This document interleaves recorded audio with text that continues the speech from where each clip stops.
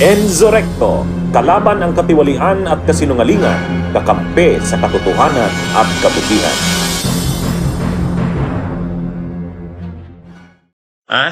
Doon sa doon sa pagdiriwang ng Araw ng Kalayaan kung saan nandun ang Pangulo ng Pilipinas, nandun din ang mga matataas na opisyal ng bansa. Ayun, tuwang-tuwa si Gatchalian. Binati siya ng Pangulo ng Pilipinas, Senate President Pro Tempore, Sherwin Gatchalian. Kumbaga, may formal ng pagkilala talaga ang Malacanang kay Win Gatchalian bilang leader ng Senado. Yun, mga kabunyog, mga kababayan. Dati kasi ang kumikilala lang kay Win Gatchalian galing sa Malacanang, ang nagsasabi na kinikilala ng Malacanang si Win Gatchalian bilang leader ng Senado ay si Yusek Claire Castro. Sa okasyon ngayon ng Independence Day, nandun sa okasyon na yon sila Win Gatchalian binati ng Pangulo. Pagdiriwang ng ng Araw ng Kalayaan doon sa Rizal Park, sa Luneta, sa Manila, nandun ang Pangulo, siya ang nanguna ng pag-celebrate ng Araw ng Kalayaan doon sa Luneta. Sa pagdiriwang na yon, nandun ang mga matataas na officials ng ating bansa. Nandun si House Speaker Bujigdi. Nandun yung mga dignitaries, mga ambassadors ng iba't ibang bansa. Nandun din ang mga miyembro ng gabinete. Ang isang bagay na nakakuha ng pansin doon sa speech ng Pangulo ng Pilipinas, isa-isa niyang kinilala, ni-recognize ang mga nandun na mga matataas na opisyal ng gobyerno at ang mga bisitang ambassadors galing sa iba't ibang bansa. Ay ang nakakuha ng atensyon doon, yung pagkilala niya, pagbanggit niya ng pangalan ni Senador Win Gatchalian at tinawag niya itong Senate President Pro Tempore. Yun, mga kabunyog. Ibig sabihin nito, mga kabunyog, actually, sa iba pang ang balita, ang pagkakabanggit, tinawag daw na Senate President si Win Gatchalian. Hindi naman. Ako napanood ko mismo yung video. Sabi dito, Marcos calls Gatchalian Senate President. Hindi, may karugtong naman yun. Senate President Pro Tempore. Napanood ko eh. House Speaker Faustino D.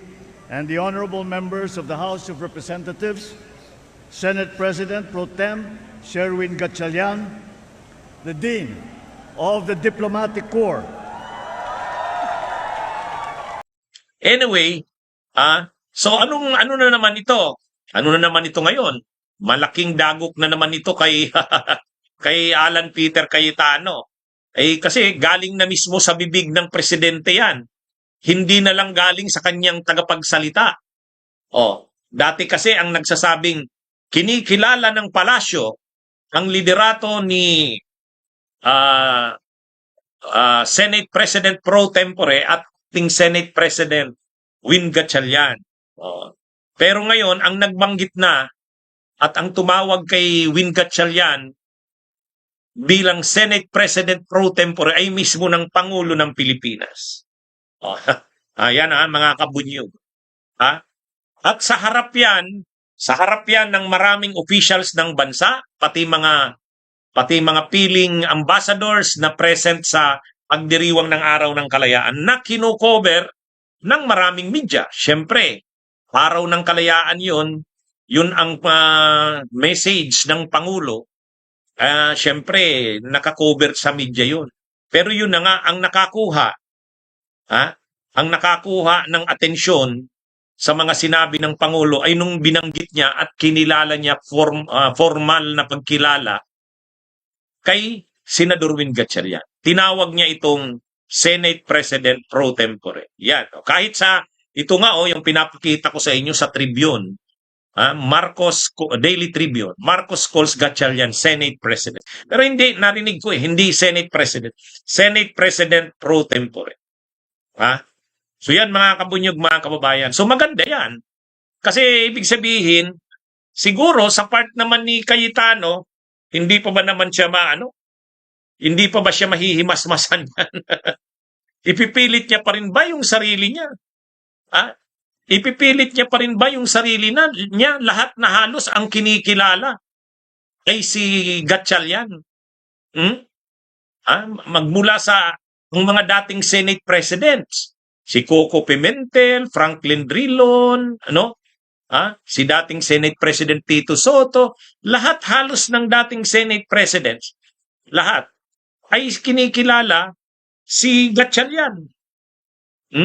Kahit ang mga deans ng law schools, kahit ang Integrated Bar of the Philippines, mga legal experts, constitutionalists, mga retired associate justices ng Korte Suprema. Ano na ito mga kabunyog, mga kababayan? At ngayon, ito na. Lahat ng mga ahensya ng gobyerno ang kinikilala na ay si Gatchalian. Nung isang araw, mismong inanunsyo ni acting Senate President Win Gatchalian na siya na ang signatories. Hindi, siya na yung signatory. Kasama na siya sa kumbaga officially siya na ang nire-recognize na signatory ng Land Bank. So ibig sabihin, yung sweldo ng mga empleyado ng Senado, yung mga pondo ng mga opisina ng Senado, siya na ang nakapirma. Ngayon na naman, ngayong araw, mismong presidente na ng Pilipinas ang nagbanggit kay Win Gatchalian bilang Senate President pro tempore. So imagine niyo yan mga kabunyog, mga kababayan.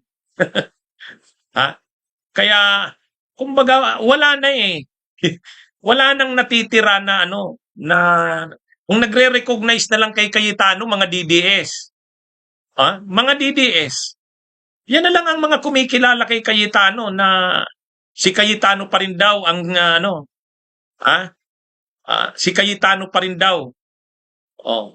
Kaya sa drama ng mga DDS may rally na naman sila sa harap ng Senado, nagdala pa sila ng kabaong. At ngayon hindi lang sila nagdala ng kabaong, tingnan nyo, nahiga, may DDS na nahiga sa loob ng kabaong. Patay na raw ang demokrasya. Ay, grabe. Grabe ito, mga kabunyog. Ano na bang nangyayari? Tingnan nyo, tingnan nyo. Yung DDS na nagrarally ngayon yan hindi luma yan. Dati nagdala lang sila ng kabaong. Ngayon hindi na lang nagdala ng kabaong, may DDS nang nahiga sa loob ng kabaong. Para ipakita daw na sa nangyayari ngayon sa Senado, patay na raw ang demokrasya.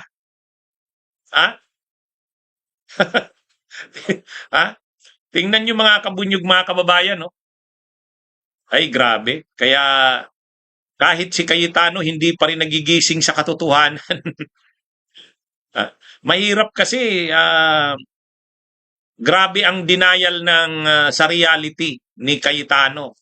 Pero ngayon, sana naman magising na siya dyan kasi sa mismong talumpati ng Pangulo doon sa okasyon ng Araw ng Kalayaan doon sa Luneta sa Rizal Park, kinilala na mismo ng Pangulo ng Pilipinas si Win Gatchalian. Tinawag niya itong Senate President pro tempore. O yan mga kabunyog.